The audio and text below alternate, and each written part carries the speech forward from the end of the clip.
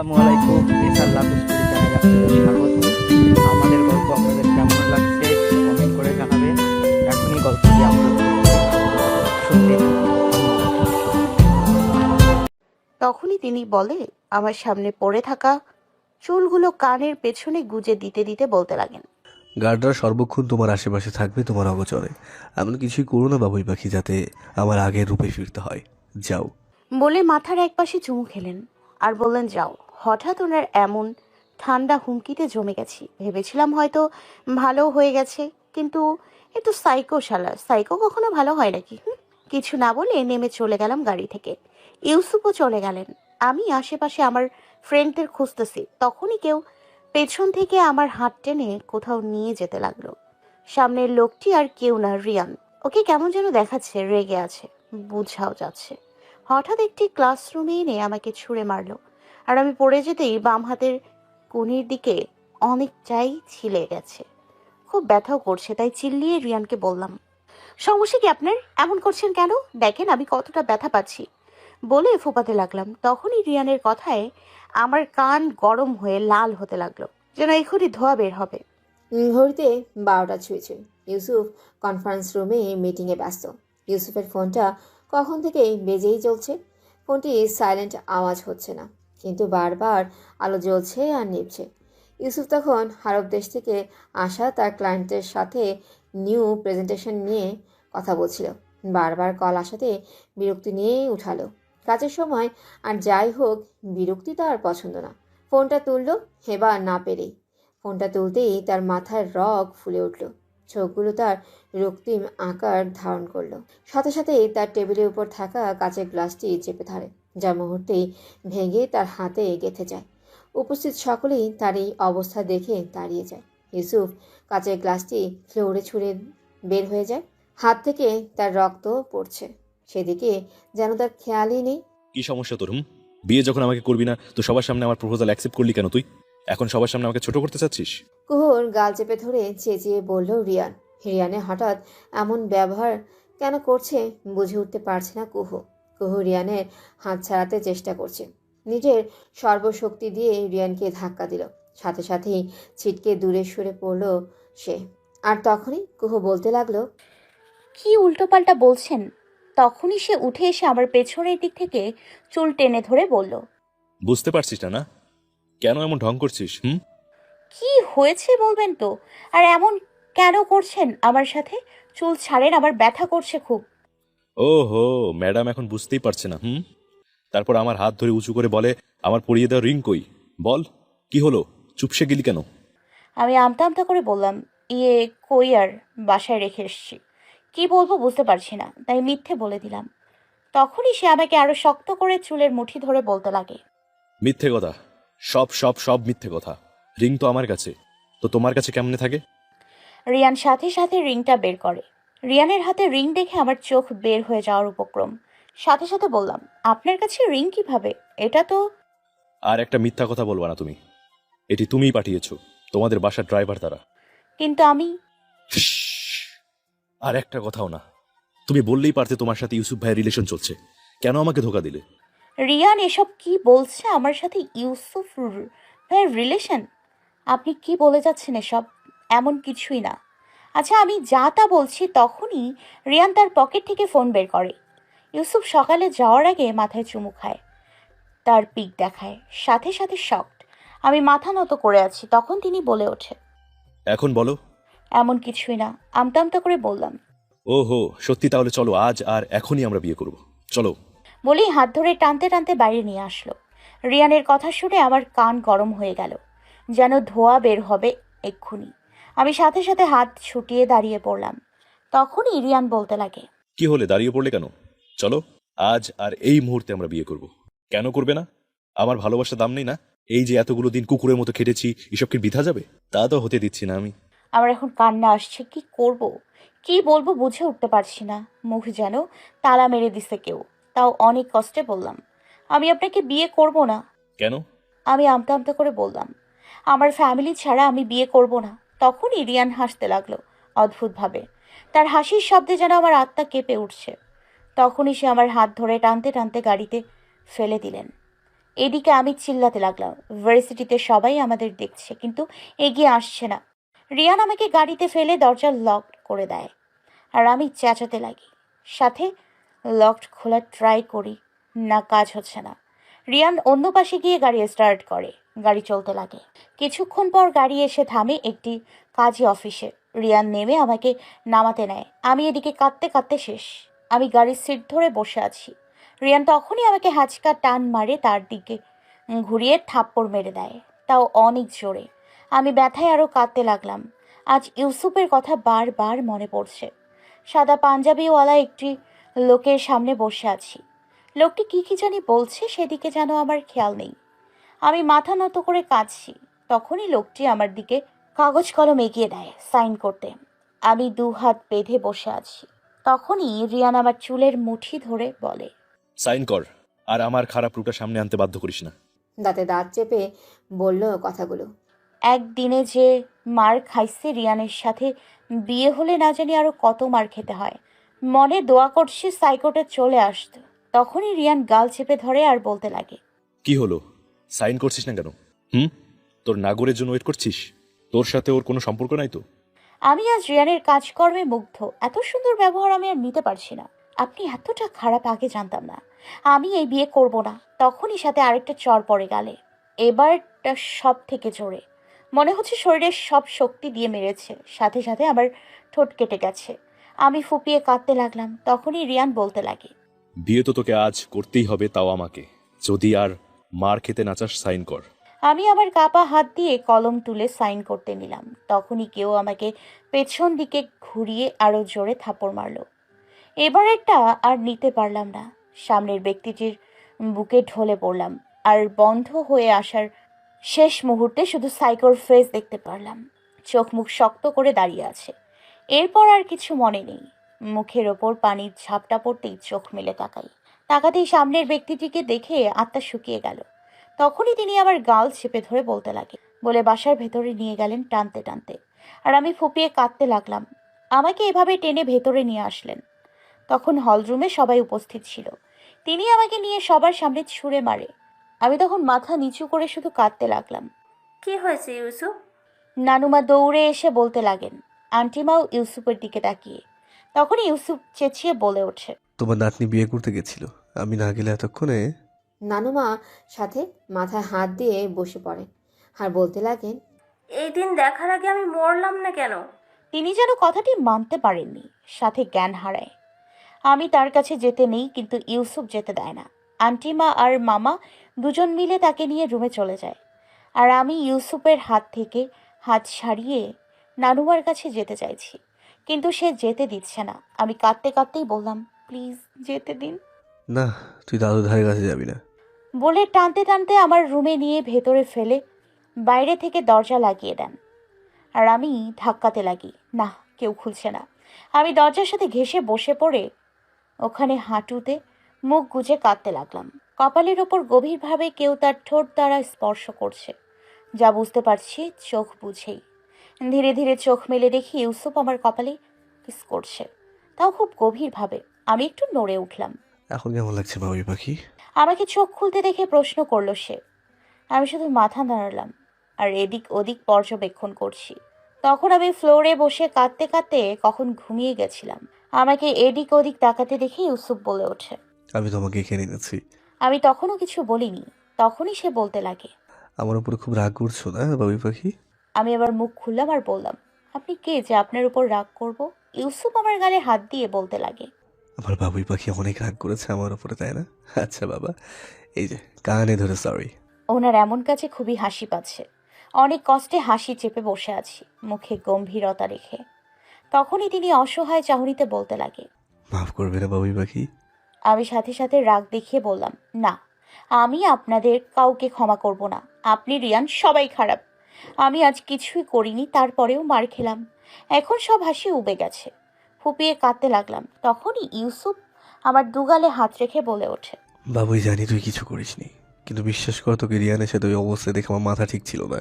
বলে আমার কপালের সাথে তার কপালে ঠেকিয়ে বলতে লাগে, এবারের মতো মাফ করে দে বাবুই পাখি। আমি চুপ থাকলাম। তারপর তার থেকে সরে এসে বললাম নানুমার কথা। দাদু ঘুমোচ্ছে, প্রেশারটা লো হয়ে গেছিল। আমি এবার মুখ ধরে কাঁদতে লাগলাম। নানুমা আমাকে কখনো মাফ করবে না। বিশ্বাস করুন, আমি জানতাম না রিয়ান এমন কিছু করবে।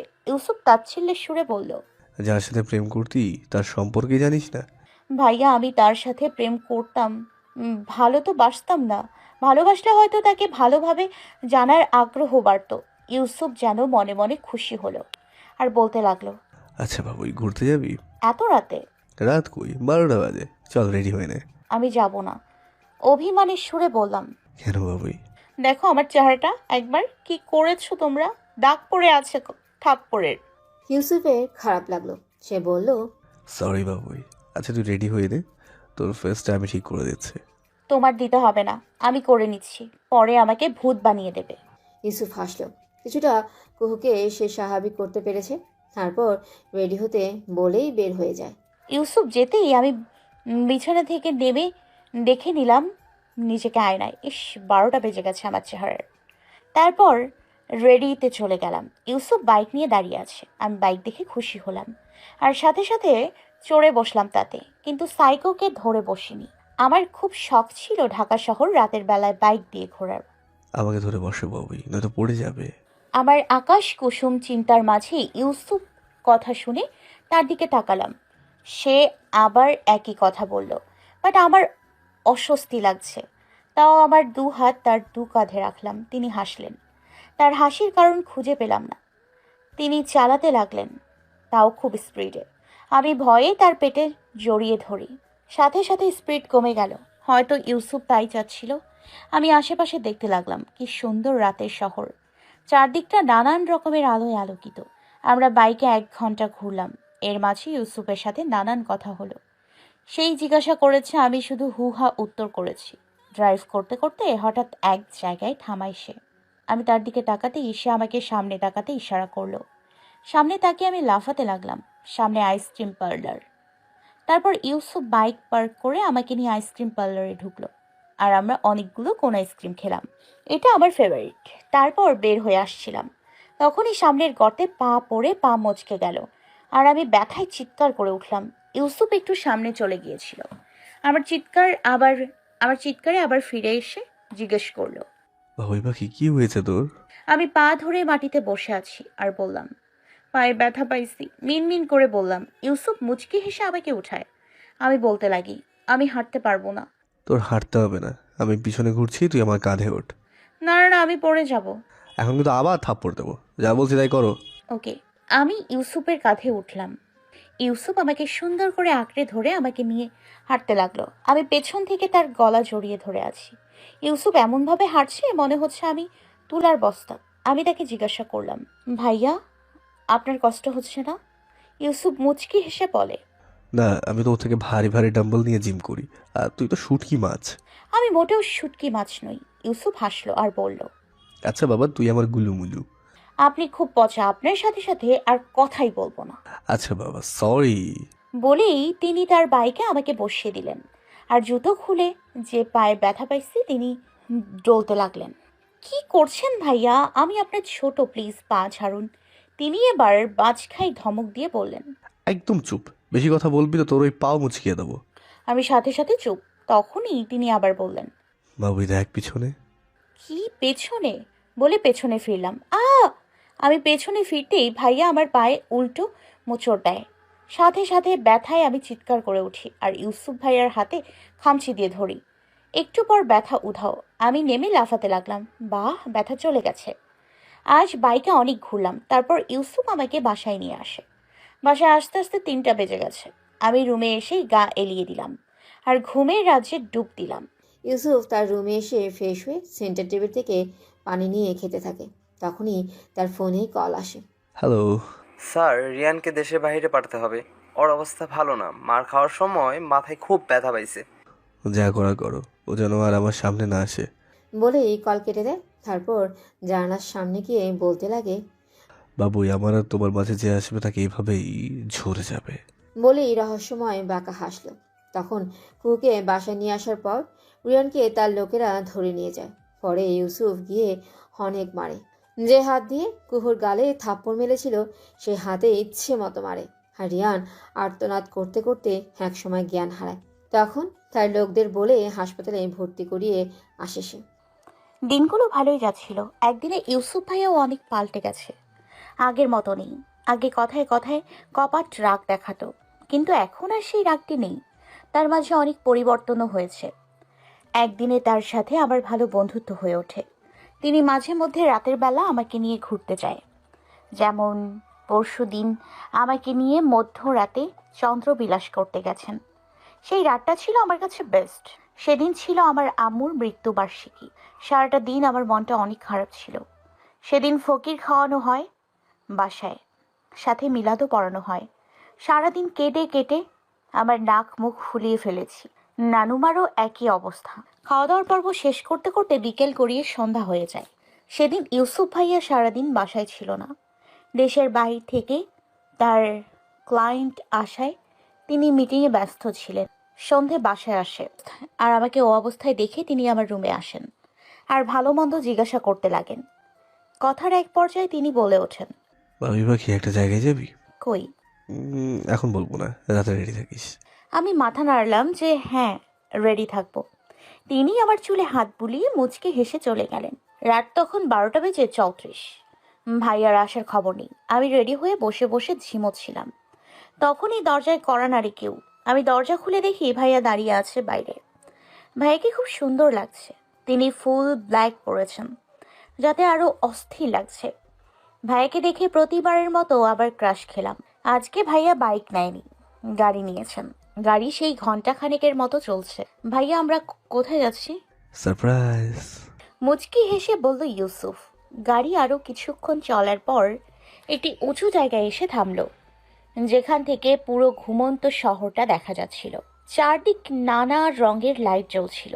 তার সাথে সাপের মতো পেঁচানো রাস্তাগুলো দিয়ে কিছুক্ষণ পর পর একটা দুটো গাড়ির আনাগোনা চলছে। সবচেয়ে বেশি আকর্ষণ করছে আকাশে সেই এক চিলতে চাঁদটুকু। এই উঁচু টিলায় কোনো লাইট নেই, কিন্তু সেই চাঁদের আলোয় সবটুকু জায়গায় জুড়ে চকচক করছে। আকাশের চাঁদকে সেই তারাগুলো যেন সঙ্গ দিচ্ছে। আমি উঁচু জায়গার মাঝে দাঁড়িয়ে সব পর্যবেক্ষণ করছিলাম। তখনই ইউসুফ ভাইয়া গাড়ির পেছন থেকে একটা পার্টি এনে বিছিয়ে শটান হয়ে শুয়ে পড়লেন, তার দুহাত মাথার নিচে গুজে। আমি অবাক চোখে হাসি দিয়ে বললাম, কি করছেন কি ভাইয়া? আশেপাশে কত পোকামাকড় থাকতে পারে, আর আপনি মাটিতে শুয়ে পড়লেন। কিছু কিছু জিনিস উপভোগ করতে অনেক সময় অনেক কিছু মানতে হয় না, আবার অনেক নিয়ম ভাঙতেও হয়। এই চন্দ্রিমাতে পোকা মাকড়ও তার সঙ্গীর সাথে ব্যস্ত। আর আসবেন এখানে বাবুই পাখি, এখানে শুয়ে দেখ, মনে হবে তুই আকাশটাকে নিজের হাতে ছুঁতে পারবি। আকাশের দিকে তাকিয়ে কথাগুলো বলল। ওকে। আমি ভয়ে ভয়ে তার পাশে বসলাম। তখনই ভাই আমাকে টান দিয়ে তার সাথে মিশিয়ে নিলেন এবং তার বুকের সাথে চেপে ধরেন। দেখ এখন বাবুই পাখি, কত সুন্দর লাগছে আকাশটা। ইউসুফ ভাইয়ার এমন কাজে যেমন আমি অবাক, তার থেকে বেশি লজ্জা লজ্জা লাগছে, কিন্তু খুব ভালোও লাগছে। এভাবেই কেটে যায় কিছুক্ষণ। কুহু ইউসুফের হাতে মাথা রেখে তাকিয়ে আছে মাথার উপর এই বিশাল আকাশের দিকে। দুজনের মধ্যেই পিন পতন নীরবতা বিরাজ করছে। নীরবতা ভেঙে ইউসুফ বলে ওঠে, বাবুই পাখি দেখ, আকাশে তারাগুলো দিয়ে আমরা নানান রকম আকৃতি বানাতে পারি। কিন্তু কিভাবে ভাইয়া? ইউসুফ ভাইয়া তার ডান হাত উঁচু করে নানান রকম ভাবে দাগ টানার মতো করে বললেন। এইভাবে দেখ। বলে তিনি কখনো ফুল, কখনো ফল, কখনো মানুষ, কখনো কার্টুন তৈরি করে চলেছেন তিনি। আমি তো এসব দেখে হেসে কুটি কুটি হচ্ছি। সারা দিনের বিষণ্ণতার ছাপ যেন একেবারেই মুছে গেছে আমার।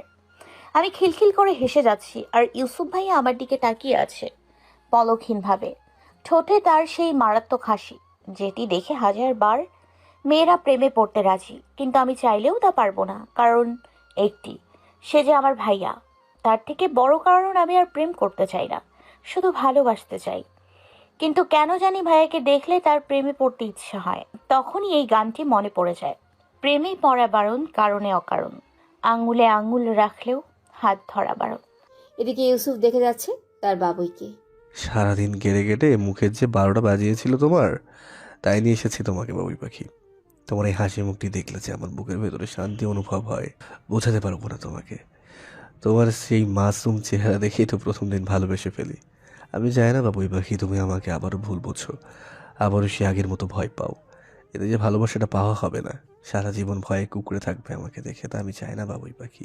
আমি চাই তুমিও আমাকে ভালোবাসো, বেশি না হোক, একটু হলেও চলবে।